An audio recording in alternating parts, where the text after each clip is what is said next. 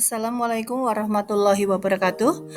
Kami dari kelompok 1 akan memaparkan tentang studi kasus berdasarkan konsep-konsep inti modul 1.4 budaya positif. Adapun kelompok kami terdiri dari Unik Agus Iriati, Soliah, Jor Miratun. Kami didampingi oleh fasilitator dan pengajar praktik. Bapak Siswo Purwanto SPD, fasilitator, dan Ibu Winda Prasepti MPD sebagai pengajar praktik.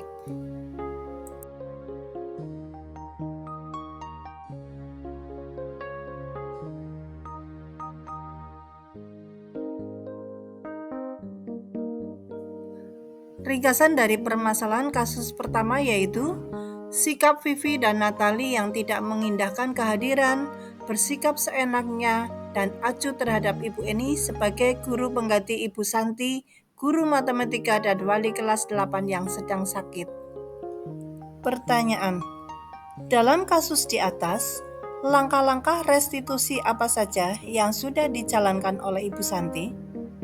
Jawabannya: 1. Menstabilkan identitas. Ibu Santi menanyakan tentang laporan dari Ibu Eni. 2. Validasi tindakan yang salah dengan menanyakan apakah mereka bersedia melakukan memperbaiki kesalahan yang ada. 3. Menanyakan keyakinan kelas dengan mengatakan, apa yang bisa kalian lakukan untuk memperbaiki masalah ini? Apa ada gagasan? Apa yang kalian bisa lakukan untuk menggantikan rasa tidak dihormati Ibu Santi? Posisi Ibu Santi dalam hal ini adalah sebagai manajer. Sebagai manajer, guru mengajukan pertanyaan-pertanyaan yang bermakna. Guru membimbing murid untuk memecahkan masalahnya secara mandiri dan menjadikan murid mandiri, bertanggung jawab, dan dapat memecahkan masalahnya sendiri. Pertanyaan kedua, menurut Anda, apakah restitusi yang diusulkan Vivi dan Natali sudah sesuai dengan pelanggaran yang telah dibuat? Apakah langkah-langkah restitusi yang telah diusulkan mereka? Jawabannya adalah, menurut pendapat kami, restitusi yang diusulkan Vivi dan Natali sudah sesuai dengan pelanggaran yang dibuat. Langkah-langkahnya: 1. Mengadakan diskusi kelompok dengan teman sekelas. 2. Mengirimkan email ke Ibu Eni gagasan mereka tentang penerapan keyakinan kelas. 3. Mengirim email kepada Ibu Eni tentang gagasan mereka. 4. Mengusulkan kepada kepala sekolah, jika lain waktu tidak ada guru, mereka mengusulkan Ibu Eni sebagai guru pengganti. Pertanyaan selanjutnya, dalam kasus di atas, posisi apakah yang telah diambil oleh Ibu Eni dalam menangani Vivi dan Natali? Jelaskan jawaban Anda. Jawabannya adalah, posisi yang diambil oleh Ibu Eni adalah sebagai teman dengan mengatakan, ayolah tugasnya dikerjakan, nanti Ibu ditegur oleh Bapak Kepala Sekolah kalau kalian tidak mengerjakan tugas. Tolong bantu Ibu ya. Dalam hal ini, posisi Ibu Eni adalah sebagai teman, karena Ibu Eni bersikap ramah dan menghangatkan suasana sehingga murid merasa senang, aman, dan akrab dengan guru. Pertanyaan terakhir dari kasus pertama, jika Anda adalah Pak Hasan, bagaimana Anda menyikapi langkah yang ditempuh oleh Ibu Santi? Jawabannya adalah, saya akan mendukung langkah yang ditempuh oleh Ibu Santi dalam menangani masalah dengan menerapkan segitiga restitusi. Posisi di mana guru berbuat sesuatu bersama dengan murid, mempersilahkan murid mempertanggungjawabkan perilakunya, mendukung murid agar dapat menemukan solusi atas permasalahannya sendiri.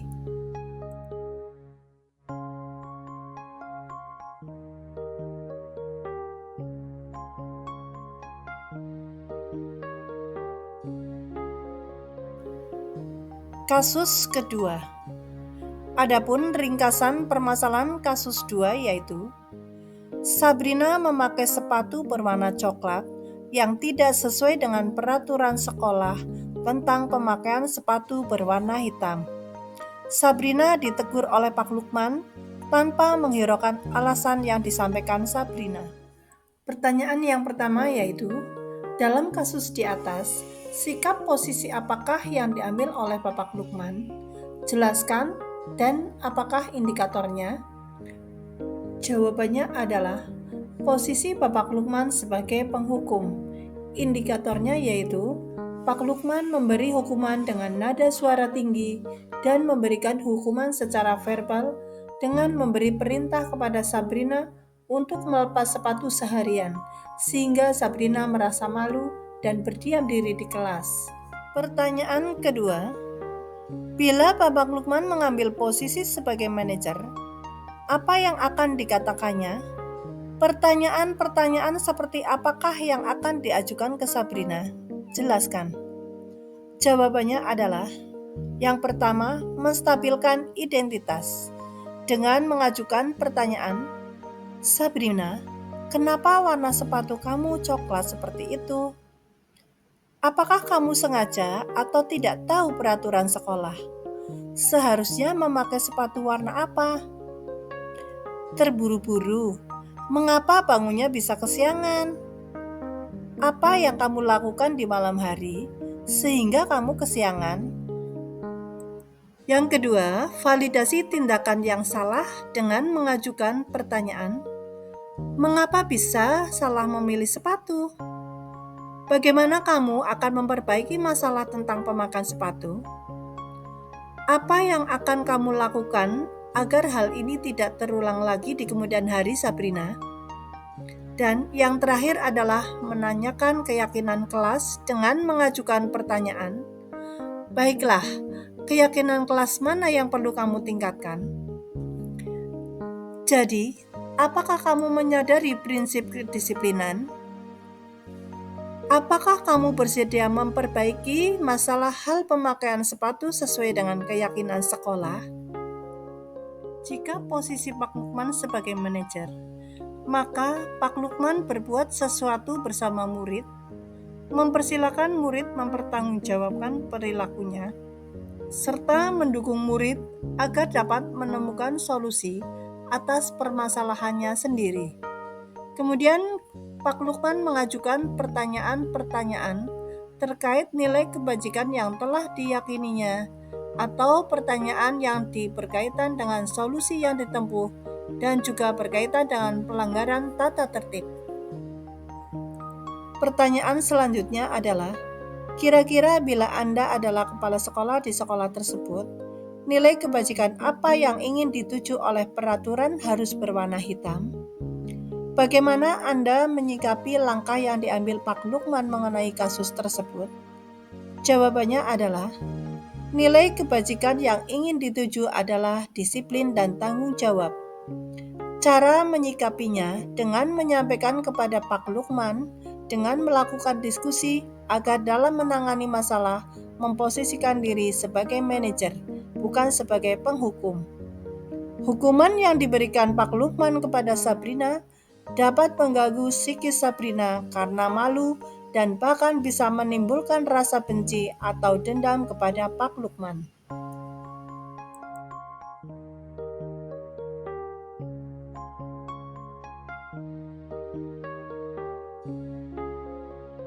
Kasus ketiga.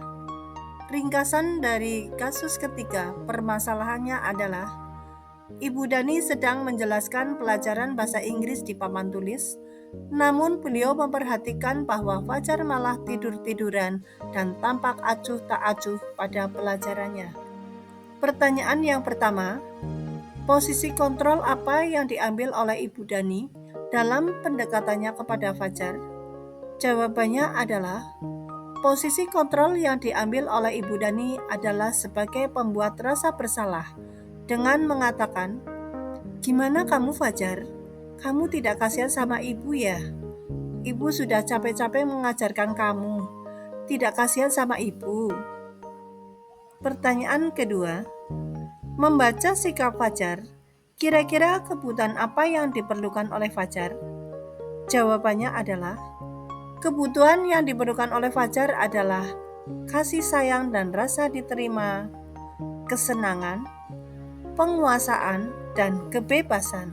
Pertanyaan selanjutnya, bila mana Ibu Dani mengambil posisi pemantau, apa yang akan dilakukan atau dikatakan olehnya? Pertanyaan-pertanyaan seperti apa yang akan diajukan? Jelaskan. Jawabannya adalah sebagai berikut. Fajar, apa yang membuatmu tidak fokus pada pelajaran hari ini? Apa yang kamu lakukan ketika ibu sedang memberikan materi? Apakah kamu tahu konsekuensinya terhadap apa yang kamu lakukan? Keyakinan kelas apa yang harus kamu lakukan dalam mengikuti pelajaran? Apa kamu tahu konsekuensi jika tidak mengikuti pelajaran di kelas? Posisi Ibu Dani sebagai pemantau, maka Ibu Dani bersuara datar, tidak emosional, tidak bersendaguro, ataupun menggunakan suara tinggi. Bu Dani perlu senantiasa memantau. Dan pada saat murid diberikan sanksi, maka Ibu Dani harus selalu mengawasi. Pertanyaan yang terakhir dari kasus ketiga. Apabila Anda adalah kepala sekolah di sekolah Fajar dan mengetahui hal ini, bagaimana tindak lanjut Anda? Jawabannya adalah, sebagai kepala sekolah di sekolah Fajar, tindak lanjut yang akan saya lakukan adalah berdiskusi dengan Ibu Dani agar menangani masalah memposisikan diri sebagai manajer dengan menerapkan segitiga restitusi.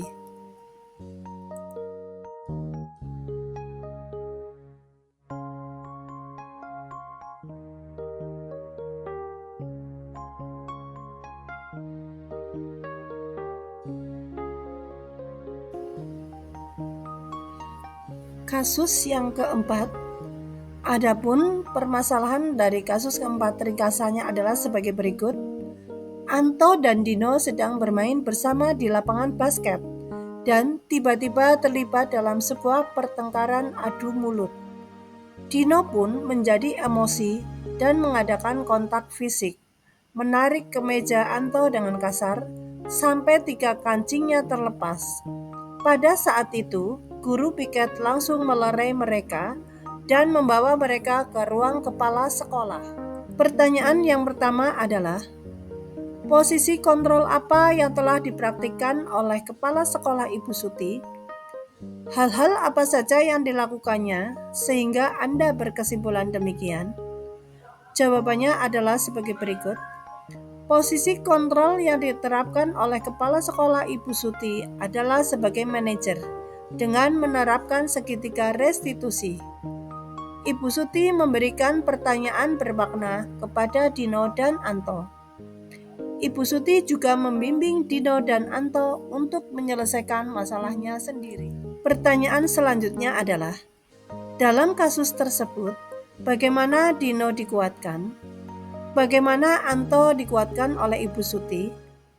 Jawabannya adalah sebagai berikut. Ibu Suti memberikan penguatan kepada Dino dengan mengatakan, membuat kesalahan adalah manusiawi dan bahwa mempertahankan diri adalah hal yang penting. Ibu Suti memberikan penguatan kepada Anto dengan mengatakan, hal apa yang bisa dilakukan Dino untuk memperbaiki masalah ini? Pertanyaan terakhir, kira-kira nilai-nilai kebajikan atau keyakinan sekolah apa yang dituju dalam kasus tersebut? Jelaskan. Jawabannya adalah, nilai kebajikannya antara lain, tanggung jawab dan saling menghormati dan menghargai. Tanggung jawab, karena Dino belajar menjahit dan memperbaiki kemeja Anto. Saling menghormati dan menghargai antar sesama teman. Demikian yang dapat kami sampaikan. Terima kasih. Wassalamualaikum warahmatullahi wabarakatuh.